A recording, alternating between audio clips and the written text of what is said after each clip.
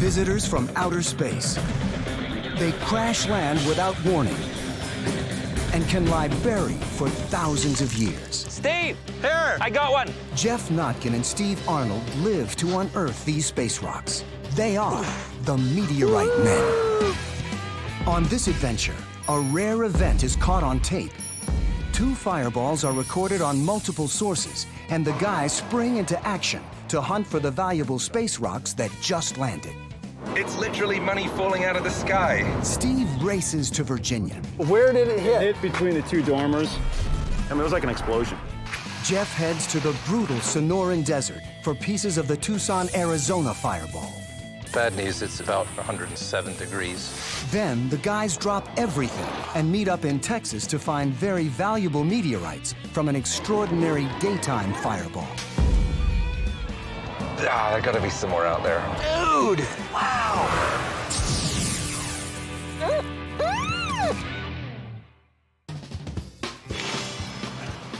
Remain on the current road.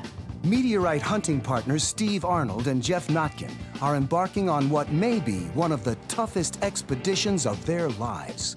We've got 2 substantial witnessed fireballs. Steve's out on the East Coast chasing his fireball, and I'm here in Arizona in my home state chasing our fireball. Witnessed fireballs are very rare. The vast majority of meteoroids burn up without anyone ever seeing them. When one is seen, or even caught on videotape, meteorite hunters and scientists converge on the location. With an extraordinary visual record, the value of a freshly fallen meteorite skyrockets. Witness falls are tied to a particular time and date in history. They have a unique quality. So witness falls command a high price on the collector's market. With 2 falls nearly 2,000 miles apart, Geoff and Steve split up to pursue what could be 2 huge paydays. If we're hunting on private property, we compensate the landowner with a percentage of what we find. We've joked with landowners a few times and said, it's literally money falling out of the sky.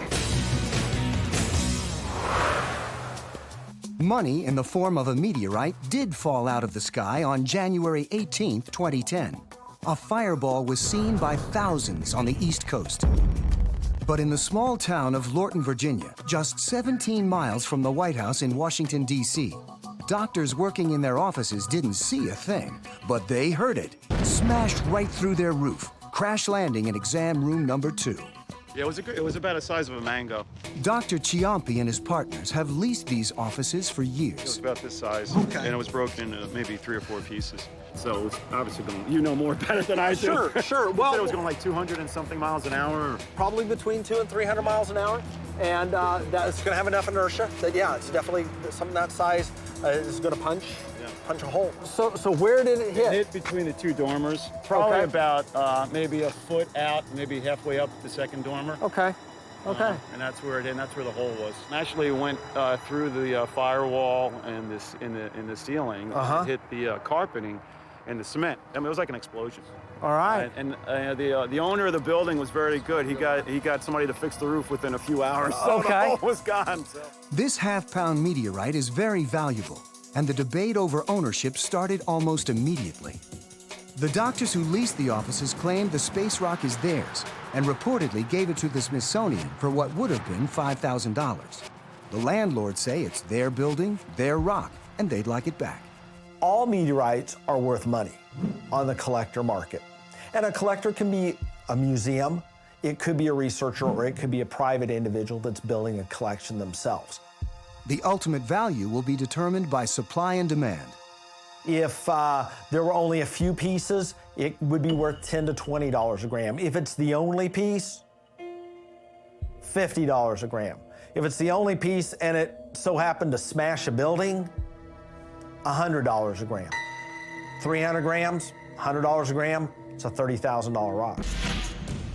The space rock that invaded the doctor's offices and generated so much publicity is now valued anywhere from $30,000 to $50,000. But any meteorite that hits a man-made object is extraordinarily rare and worth big bucks. A mailbox in Georgia hit by a meteorite in 1984 was auctioned off for $82,750. Just a few small pieces of that rock sold for $1,400 per gram. At 1,455 grams, the whole rock could fetch more than $100,000. Right now, I'm getting the GPS of as close as I can get to where this rock hit this building. And this is our bullseye. Steve starts to hunt for any more valuable pieces of the fireball that could have landed in the immediate area. Driving around looking seems a little unusual, but it's the best way to cover the most ground quick. Anything that's going to be in this neighborhood is going to be really close to the same size because we're not that far from the doctor's office. So I'm looking for softball size, baseball size rocks on the curb, up on the sidewalk, between the cars. The search area gets narrowed down to about 18 inches along the curbs. And got word today, there's some bad weather coming in probably tomorrow, so we are really under the gun to try to find something. The technical name for the stone meteorite that Steve's chasing is an ordinary chondrite. There are 3 types of meteorites: stone, iron, and stony iron. Most of these rocks originate in the asteroid belt, where subplanetary bodies smash into each other, breaking off into smaller pieces. These pieces, known as meteoroids, can hit Earth's atmosphere at speeds between 17,000 to 90,000 miles per hour. Their fiery entry lasts just a few seconds. Most of the time, they burn up completely from the 2,800-degree heat. If they survive, the pieces enter what is called dark flight. When they hit the ground at 200 to 300 miles per hour, the meteoroids get a new name: meteorites. Now, if it's a big piece, that's still enough to go right through your house or your head. But small meteorites, in most cases, will not make any kind of crater or impact pit on the ground. Out in Arizona, Geoff is chasing space rocks from a fireball caught on a home security system in a residential neighborhood in Tucson. Using the location and angle of the camera, Geoff determines the fireball's trajectory was roughly south to north over a desert area an hour southeast of Tucson. He enlists fellow hunters Suzanne, Lisa Marie, and Brad to triangulate the coordinates and help him search the vast target area. We saw the fireball in the video before that line. Are we on the top line or Top line. We've got a pretty good line on the direction of flight. The fireball came kind of over this way, and what we've been trying to calculate is where it started to fragment and where some of those pieces might have fallen. So let's wrap everything up. You got it. Now let's go find some meteorites. Okay, let's go. Finding meteorites is a lot harder than it sounds. If they're out there, the meteorites have a distinctive black fusion crust caused by their burning entry into Earth's atmosphere. Oh, I just saw a black rock. I thought I'd just stop and check it out. You never know. We have seen them on the road before.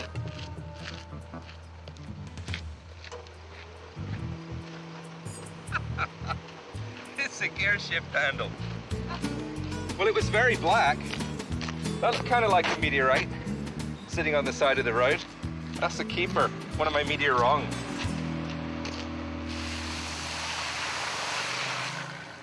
Geoff and his team head for location number 1, their prime target area.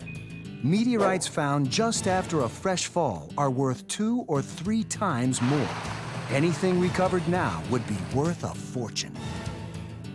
We're right in the zone where we want to be. This is the area where we feel meteorites might have fallen. And we've just come across a big sign that says not public land. No trespassing, fines will be assessed. So we're just checking our maps to see if there's another way through. We don't want to trespass on anyone's land, especially out here. And especially when you see bullet holes in the sign, it's kind of a good idea not to fool around without permission. There are some roads that head off east. There should be a road that goes off to the right. Sometimes we stand around and talk a little bit too much. The road we need to be on is back up this way. I think we're spending too much time on these details. We haven't actually done any hunting at all today. We can either go back and just reconfigure. I think we need to start spreading out, looking around. If we don't find anything, move one way or the other. But we could just look at the map all day, and we're definitely not going to find anything just from that. Let's go find some space rocks. Yes, please. Let's go. Just after noon, they settle on location number 2, public land south of the private ranch, but directly in line with the flight path of the fireball. Of all the gentlemen that you... Rabbiters. Damn it. This is ideal hunting ground. It's hard, dry, flat. There's very little vegetation. That's the good news. Bad news is it's about probably 106 or 107 degrees, I'd say.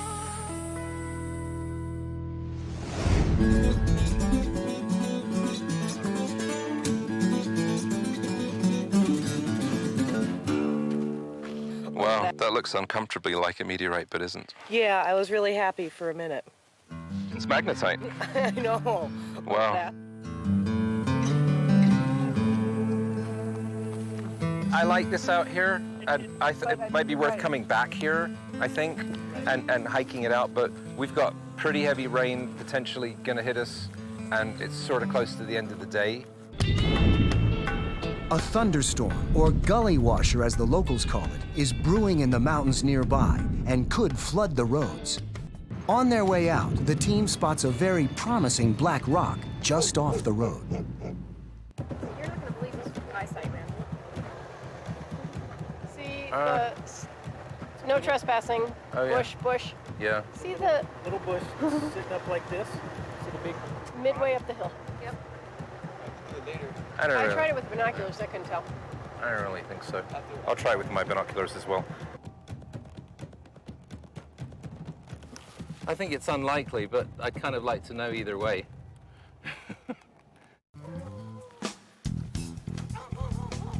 It looks like it's just a clump of grass, isn't it?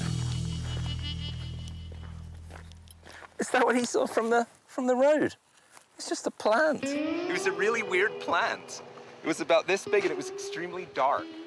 Really? You got to follow up every lead. You never know when one of these is gonna turn into something. This is what most days are like. We go out and we hunt and we don't find anything. Get used to days like this because there are a lot of them. Oh, it's Steve. Arizona Department of Meteorites. How are things out there?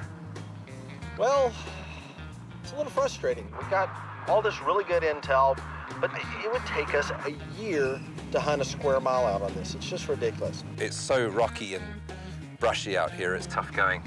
I think we're gonna head back. Hey, I got this idea. I've got the time blocked off. Why don't we go to west? Yes, West Texas. There's got to be something left.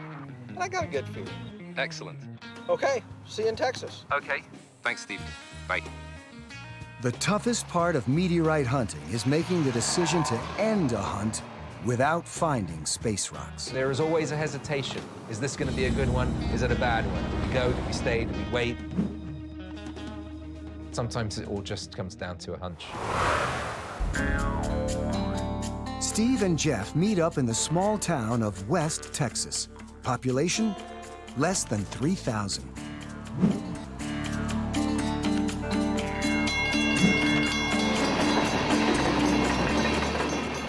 These farmlands became the center of the meteorite universe on February 15th, 2009. On that day, cameraman was filming a marathon. There was a spectacular daytime fireball captured on camera by fluke. That hardly ever happens. There was probably 50 or 60 meteorite hunters that showed up. Hunters from around the world arrived to track down these valuable space rocks. Within an hour, I was en route to Texas. We averaged over 20 miles a day. And I got the worst blisters, and it was cold, and then it was wet. Steve ended up being the single most successful hunter of anyone that came out to West. I think he found 32 stones himself. Geoff found 13 specimens, and they'll be in his collection till the day he dies. There gotta be some more out there. I'm sure there's some more out there.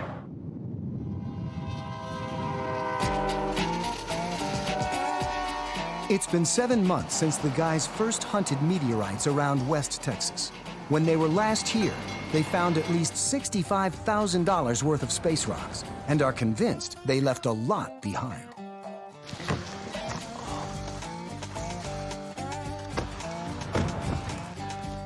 Well, here we are. The plan is to hunt locations they couldn't get to on their first trip. We still need to get permission from a couple people. Getting onto private property means gaining the trust of the local landowners. And let's see about getting some permission on a couple of these other grounds. Jeff knows Steve has the gift of gab for these parts.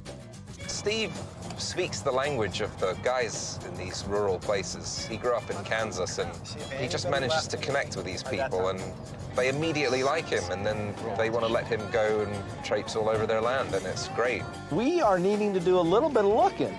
Shook the ground and rattled the windows and everything else. Okay. Would it be all right if we took a little look on there? Go ahead and take a look. All right with you if we have a chance to hunt? Yeah, it'd be fine with me. Oh, appreciate it. Well, appreciate it. Okay. Appreciate your time. Okay. Thank you, sir. Appreciate it. Thank y'all. See you later. Thanks. In order to hunt their first location, 3 miles from the town of West Texas, right in the path of the strewn field, the guys have to secure one last permission from Don and Wanda Adair. On this muggy day. This ground from, I guess, this road back is your property? Exact property lines are critical in meteorite hunting. The law states that if a meteorite lands on your property, you own it. A little stock Electric fence right there, that's what I'm talking about. Right. That's pasture. Don't want to be out here in this green stuff. Before they set foot on the Adair's land, the guys settle on the terms of the deal. Anything we find, we're gonna show it to you, and with your permission, we're gonna offer it up for sale, and we're gonna split everything we make 50-50 with you. Does that sound like a fair deal? Okay. I got my wife here this morning. She's been with me for a long time. She's half interested in here too. Okay. Very good. Right. We're burning daylight, so we're gonna try to go find us something. Thank you again, sir. I'm headed up there. That's the good spot, I think, and I want to get up there before Steve does. Not that we're competing or anything. Where did Jeff go? I guess he's way over there. Well, he didn't waste any time taking off. For this hunt, the guys go low-tech, using just sticks with high-powered magnets attached. The Ash Creek meteorites are L6 chondrite. There is about 20% iron in these. The magnet will attract the rock to it. We're almost perfectly in line on this spot. Would have gone right overhead, up towards those hills, hopefully dropping. I always want to go that way. You always want to go that way, yeah. It was there. No wonder I didn't find anything up there. Oh, something up there. The fireball that streaked over this farmland was dubbed the West Texas Fireball. When a new meteorite is recovered, falls, discovered, it is typically named after the nearest town to the point of discovery. To be very specific, the nearest post office. The naming of meteorites isn't casual. The official naming organization is called the Nomenclature Committee. In the case of the Ash Creek meteorite, the first 2 pieces were found next to a small stream called Ash Creek, and the request was put to the Nomenclature Committee that it be named after the creek rather than the town, and that's what happened. So this is the famous Ash Creek, after which the meteorite takes its name. I wasn't really expecting it to be so deep.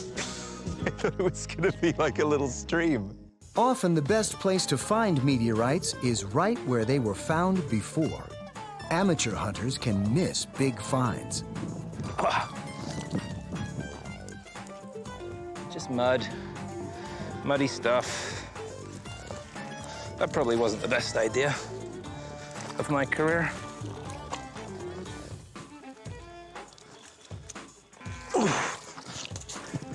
The things we go through for meteorites. Of course, if you're in Texas, you're in cattle country.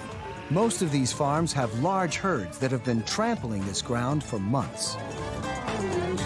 What's a little discouraging right here is that we see a lot of cow hoof prints, which means there could have been a meteorite and the cow could have stepped on it and punched it right down and in. Can you believe how much noise those cows make? Quiet! Trying to study. What are you looking at? I'm getting hungry for steak. Piece of junk. Well, it's a rock. It's not junk, but... See how black that stone is there? I thought that was one, but it's not. I'll stick to a magnet. That's what we're looking for. I can hear them calling. They're calling. They're somewhere. Or maybe that's the cows calling. That is so mean. I saw that black rock from about 20 feet away, just sitting there on the surface, just like it should be. But it's not real. It's just an ordinary earth rock. I'll probably find it again now and go through the same thing. We come out here and search for meteorites because it's what we want to do. It's what drives us. A bad day meteorite hunting beats a good day in the office. The odds are against us, but we haven't given up yet. The plan to get the Adair's permission to search this previously off-limits farm in location number 1 suddenly pays off. Steve! Here! I got one! You got what? I've got one meteorite. You lucky dog. There's no luck involved, it's skill. It was a compliment. Oh, my. Dude! I walked by it and I thought, it'd be funny if that was a meteorite. I didn't think it was, actually. I went back and looked at it a second time. Wow, it sticks, but not by much. Look at that. That's a nice shape, isn't it? 100% crusted.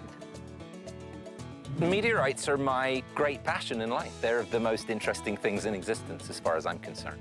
There you go. Way to go, partner. Congratulations. Thanks, partner. First one, and she's a beauty.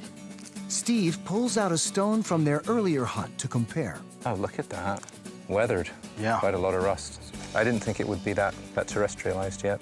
And this is much larger than any of the other ones that I found. That's actually my biggest Ash Creek stone, so pretty excited about that. And west, 97.00360. Is this our official marking? We got it. So we got it logged. It's half persistence, half luck, half skill, right? That's 1.5. That's it. Okay. That's what it takes. Part of it is I think you get excited when you find something, but also I think you're kind of vindicated and you go, whoa, well, we are hunting in the right place. There are still pieces out here. Yep. Finding this meteorite on the eastern edge of location number 1 indicates that the plan to re-hunt land that was off-limits just after the fall is a good one. That's probably the second best bit of land, right? Well, yeah. There's this section, and then there's a little section down there that we think has never been hunted, and we're going to try and get permission to go down there. But when one of our colleagues asked for permission there in February, he was chased off the property with a shotgun.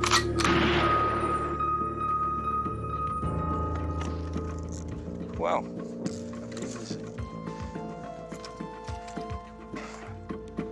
oh, well done. Steve is always trying to find the most high-tech, amazing device. He always has a different thing. He goes, this is the best magnet cane. Now I've really got the best one. Look, it's collapsible. Look, it floats. I like to go organic, and every hunt that I go on, I try and find a perfect dead tree branch. It seems to be somehow in tune with the Earth, and maybe will even guide me to the next meteorite that lies skulking under some long grass. We'll have the war of the magnet canes. Ah! Look, you almost ripped my magnet off, you fiend. You didn't rip my magnet off. Well, that's because mine's organic. It's sensitive to the local meteorite population. All right, we'll see. To focus their search, Steve and Geoff head off to talk to a witness, Willie Supak, whose 54-acre farm they'd also like to hunt. Working in my garden, and I heard the boom, and I looked up, and there's a little bit of smoke. Okay. And I didn't know what it was. I thought maybe an airplane or something blew up. Then later on, well, I heard that it was a meteorite. You got to see the event, and we're right in the middle of the zone here where pieces are supposed to have fallen. Back off down in that corner, and then there was another one back off over there. Okay. We're hoping that, you know, you wouldn't mind if we had a chance to come out and take a look and maybe find something that's still hiding out. Might, I don't know. You all right with you if we have a chance to hunt? Yeah, it'd be fine with me. I'll appreciate it. So we have permission to hunt this section here. Yeah, right in here. Well, I cannot believe that this area has been thoroughly searched. It's just too rough. I like doing things the hard way, so let's start at the hardest part instead of the easiest part. Okay.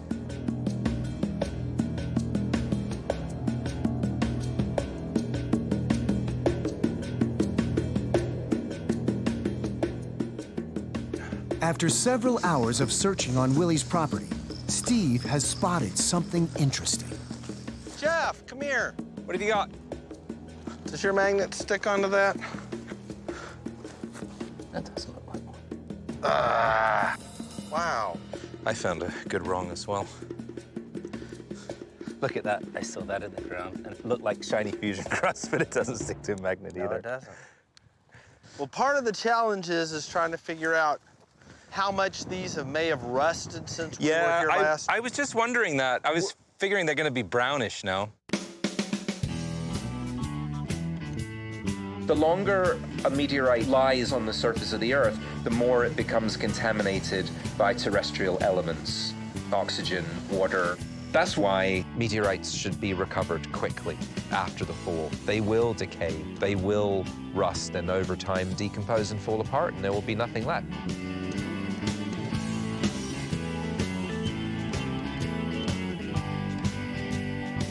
It's just kind of amazing. You start walking and you look up an hour later and you can be a couple miles away from where you were.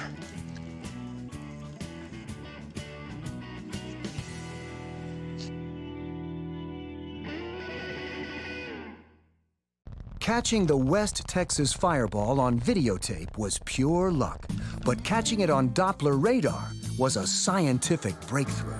Doppler radar normally tracks weather, but it has the potential to pick up meteorite falls. Greetings, gentlemen.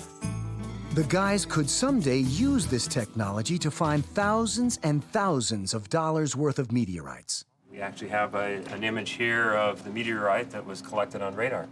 What are we seeing there? Is that the fireball? Is that the smoke trail? It's falling debris at this point. Oh, really? So these radars aren't made to look for meteorites. They're made to look for weather. So they look close to the ground, basically. And so by the time you're seeing meteorite debris, falling meteorites on this, they've already slowed down. They're already falling straight to the ground. The way the radar operates, it's on a pedestal and it rotates at a certain speed. And as it rotates around, it then changes elevation angles, goes up again, rotates around, and up again. Basically, this stuff is falling like a curtain, and the radar sweeps past every 6 minutes or so. Right. And it'll just sweep out a slice through. And you have to go through and piece them all together to see what was falling where and the pattern. The larger pieces will take 60 seconds, 2 minutes to reach the ground. The very fine stuff can take up to 30, 40 minutes. You have to catch it during a window of just really a few seconds in order to get any information at all. Is that correct? It's a game of luck, a game of chance, but there's also an awful lot of radars out there. The West Texas fireball was a breakthrough. This was the first time scientists could identify the unique signature that a meteorite fall makes on Doppler radar. This one was really the pivotal one. And we were able to see for the first time, what should this look like so that we know what to start looking for in other falls. We could easily double the number of fresh fallen meteorites available for science every year. You're going to give us a call next time this happens, right? Sure. And then you're welcome to come out in the field with us. Yeah. Armed with fresh intel, Steve and Jeff head out to hunt location number 2, just slightly north. Another piece of property that was off limits 7 months ago. Dude! Wow! The fact that Jeff and Steve already found a $2,000 rock in an area supposedly tapped out is encouraging. To find more meteorites, the guys talk to people like Jim, Diane, and Amber, with significant finds to their credit. She actually found one. You got a meteorite hunting family there. That's pretty good. We didn't know one of the few. Are these the rocks? Yeah. You mind if I look at them? What? Wow. Beautiful little rock. This is the second one that hit the bone. And look how black that wow. fusion And little thumbprints in it? We have an expression in the meteorite world. When a meteorite hits something that's man-made, like a house or a mailbox or a car, they're called hammerstones. Hammerstones. And they're pretty few of them. Yes. So if you ever decide you want to sell that, we'll hook you up with a buyer that'll pay you big bucks for it. We've had lots of people. I bet you have. In 2003, a 5-pound hammerstone that hit a house outside Chicago later sold for more than $50,000. Just the windowsill, closet door, and piece of roof it hit sold for $2,700. The only person ever hit by a hammerstone didn't hit pay dirt. On November 30th, 1952, Anne Elizabeth Hodges was asleep on her couch. A meteorite crashed through her ceiling, bounced off a radio, and hit her on her side. That space rock went to the Alabama Museum of Natural History. The path where we found the majority of them were kind of like at an angle. Because I found like... Jeff and Steve extract as much information as possible from the meteorite hunting family. And the smaller one that I found was across the creek bed on the other side, closer to the fence. And where the road closer runs. to the road. Location number 2 is a field about 6 miles farther north, but still directly in the strewn field path. Based on the family's finds, there should be more space rocks, hopefully big ones. So that was the origin point, and over there is the barn that was hit. Not sure what that is, but from 5 or 10 feet away, it can fool you. You get up close to it and you realize it's not, so. For every meteorite, there are hundreds of meteor wrongs. I'm gonna be bending up and down way too much. I say we grit it a little bit. I hate gritting. Gritting is when you go up and down in nice little rows. If you're searching, oh, say, you know, 5 feet, 6 feet Steve's wide. gritting demonstration will take an hour. The next Steve, could you go slide. into a little more detail for people who have just tuned in? Sorry. I'm going to give you my own explanation of gritting. Gritting is the most boring part of meteorite hunting. Gridding is the scientific method of dividing up a quadrant into a grid pattern that can be searched in methodical detail. The wandering haphazardly around is much more fun, and that's just the way I'm going to play it today. Okay, I'm gonna grid and Jeff can meander, and we'll just see who finds the biggest and the most rocks.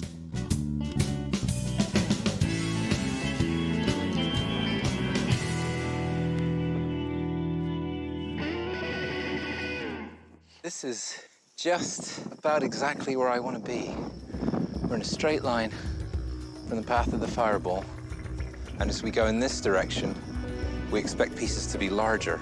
Oh, another wrong. This is about the right size for up here. Put your magnet on it, and it doesn't stick, but you still feel compelled to bend over and pick it up anyway, knowing it can't be one. It's also, the Latin name is elusive, meaning you leave her right there. You're hunting in a strewn field like this. We're not finding anything. Is it because nothing fell on this section? Or possibly hidden in the plants? We don't really know. Well, I guess this is property line. It's as far as we go on this track. Let's go, Hop. Let's find us a meteorite. That's right. Fetch us a meteorite. With such a massive area to hunt, the guys need another set of eyes and a nose to help find meteorites. They enlist Ruben Garcia and his dog, Hopper. Ruben's a fellow meteorite hunter who also hunted here just after the fall 7 months ago. When he was last here, Ruben stumbled upon a space rock just walking up onto a lady's front porch. And she said, "You mean that black rock that our dog Hopper dragged to the porch and dropped?" What are your theories about how she came to pick up the rock and drop it on the porch? The first is Hopper actually saw the stone as it fell and decided to play intergalactic fetch. The other theory I have is since a new fall will have a particular smell, Hopper may have walked over to it because of the smell, picked it up, and found it interesting for that reason and brought it back to the porch. It wasn't the first time Hopper had dragged unusual things up onto the porch. A lot of those things happen to belong to the neighbors. And in fact, there was at least one neighbor that took shots at her. But then she brought home the meteorite. The dog saved the meteorite, and the meteorite saved the dog. What kind of value is added when it is the only known meteorite in the world that's been recovered by a dog? It's going to be worth a lot more than a regular Ash Creek stone of this size. Ruben negotiated for a collector who paid $1,000 for Hopper's meteorite. That same rock is now worth between $7,000 to $10,000. But Ruben got the best deal of all. He adopted Hopper. And you take her out hunting? She goes out meteorite hunting with us. She hasn't found another stone since West. Yet. The guys and Hopper head out to the untouched land of location number 2. Come on, Harper. If you've done it once, you can do it again. We have the utmost faith in you.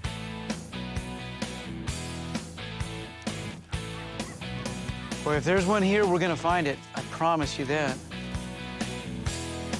Every once in a while, it pays to look up. About every other tree has a hornet's nest on it. Oh. This tree's got 3 in it. Oh, God, yeah. You gotta watch where you go here. There are hornets' nests everywhere. We're taking turns looking down for meteorites, and we're taking turns looking up for wasp nests. So you go to move a branch, and there's a wasp nest on it. And there's gotta be some meteorites in there. Oh, there's a big one up there. Yeah, they're all over. Ah, another one. I don't want to have anything to do with that. Another one. Got one there, one there. Wow! One there. Ah! It's kind of tough. It's what you gotta do. Whew. Those hornets are bombarding me. I'm sticking close to the dog. She knows what she's doing. Boy, if my memory serves me right, it was a little bit easier last time. Been out here for hours. After a long day of wasps, heat, and hiking, the guys wrap up the hunt. Location number 2 yields nothing. So far, they only have one space rock worth about $2,000 to show for their efforts.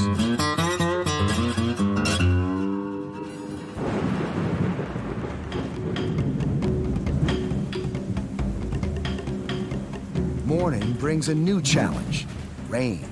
Walking the fields is gonna be tough. West Texas starts with a ritual. Well, the first ritual is to create the blisters, and then every day afterwards, you gotta try to protect them. I should have put this on to start with.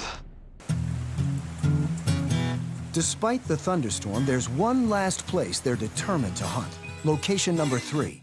Clarence Yonick's 552-acre farm is directly across from where they found many of their rocks in February. But they couldn't get access then due to the masses of meteorite hunters in the area. I'm gonna check up in here. It's damp, gray, rainy. Now I remember why I moved to the States. The rain makes things a little bit harder. You slip around, there's standing water that you can't walk in, you can't see what's there, so a little bit distracting. I'm reasonably sure that no one's hunted this little bit right here. There's more here, I know it. Oh, they're taking off now. Oh, I scared them. I'm a vegetarian. He's the one you want to worry about.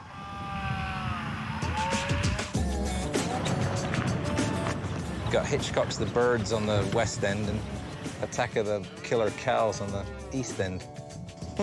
And they say nothing happens in rural Texas. Oh, what price is too high to pay? Look at my boots, really. I mean, have you ever seen anything as obscene as that? Why would you put yourself through it? Nobody makes me do this, you know? I'm not serving a prison sentence or anything.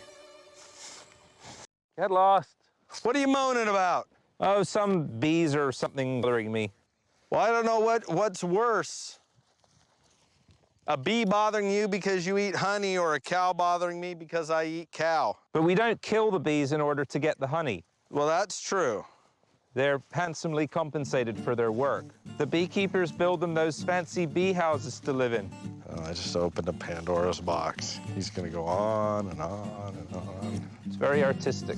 I'm just gonna go look way over here. They're architects and engineers. The cells they build are perfect little hexagons. But Jeff, I can't hear you. Stack them one on top of each other and fabricate these beautiful hives. Ooh, don't tell Jeff, he'll get mad. I killed one of his buddies.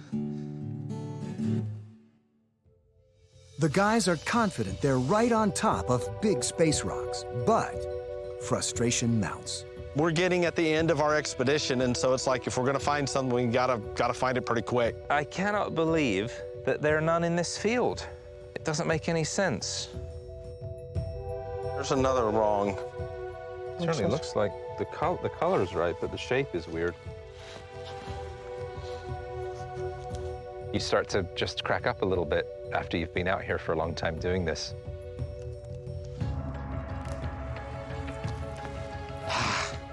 What we want to hear is that little click. A little stone just jumps onto the magnet. It makes me very happy.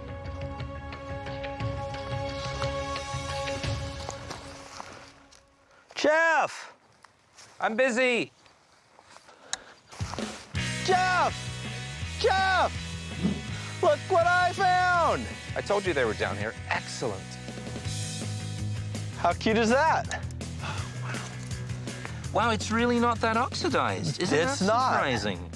Pretty black, but there's definitely some splotchiness. A bit, but I was expecting them to be much more orangey than that. Woohoo! You look on a map and you say there ought to be something there, and you go there and you find something. Nice. So makes it all worth the while. So Geoff, this one is maybe 3 grams. Yours was 37 that yeah, you found? 37.8. Between the two of us, we were averaging about 20 grams. I didn't realize I was doing so good. The way I see it is more like I'm finding 10 times as much as you are. No, it's more like you found one and I found one. Oh, I see. Oh, okay. There are 15 square miles. It'd take a lifetime to cover it all. So we've made our dent and came out with a couple nice specimens. It was tough finding these two, but we found them. Final haul, 2 meteorites, 37.8 grams, worth almost $2,000, and 3 grams, worth around $150. Steve and Geoff take their finds to the campus of UCLA to verify that their rocks match other Ash Creek meteorites. Dr. Rubin! Dr. Alan Rubin, a top geochemist, is the scientist who first classified the Ash Creek meteorites. The guys sent Steve's rock ahead to be cut, analyzed, and compared to one of the meteorites scooped up right after the fall. I have the original stone that was given to me just a couple of days after its fall. And you can see the very nice fusion crust on it. And that must be fairly unusual for you to receive a freshly fallen stone that soon after the event. Yes, it's almost never happened. If we recover a rock years after it landed, then the materials in the rock have undergone terrestrial weathering and the minerals are no longer exactly the same composition as before, so we want to get a rock as quickly as possible after it's fallen. We were quite amazed at the degree of weathering in 7 months. Where the rainwater gotten in and they made all these little fractures. You can see the dramatic difference. To analyze the chemical composition of the rocks, Dr. Rubin uses thin sections so sheer they're almost transparent. So I'm going to take these things, these thin sections, which I've mounted in these metal holders, and I will put them on a holder here in the electron microprobe X-ray analyzer. Latch it and pump it down. As this is an electron gun, we shoot a beam of electrons at the sample when the sample gets into the chamber, and we essentially excite the atoms inside the various minerals in here, which emit X-rays of particular energy. I'm just gonna nod my head and pretend I know what you just said. Okay. So basically, we're gonna find out what the minerals are by looking on the screen? That we'll find out the compositions of the minerals. By comparing the 2 thin sections side by side, Dr. Rubin can see if Steve and Geoff's rock is from the West Texas fireball. And so here we're beginning to get an image of it. The white grains here are metal. These lighter gray grains here are olivine. We see that it has about 22.8% of the iron oxide component in the mineral olivine. The composition of this olivine here is identical to the mean composition of the olivine in the old Ash Creek. And it's an excellent olivine analysis. The 2 finds are indeed Ash Creek meteorites. Despite their appearance, the interiors of these 4.5 billion-year-old rocks are in surprisingly good shape. They've barely been affected by their time on Earth. One could say that the study of meteorites gives us the opportunity to look through a window to the early days of the formation of the solar system. By looking at rocks like this, we can begin to piece together how the asteroids formed, how the solar system formed, and we're going back learning where we came from, which is one of the basic questions of all of science. Where science meets commerce in the meteorite world is the Tucson Gem and Mineral Show. Space rocks are bought, sold, and traded for prices ranging from $10 to hundreds of thousands of dollars. Now, all the hard work and long hours literally pay off for the guys. Steve is selling rocks from his West Texas collection.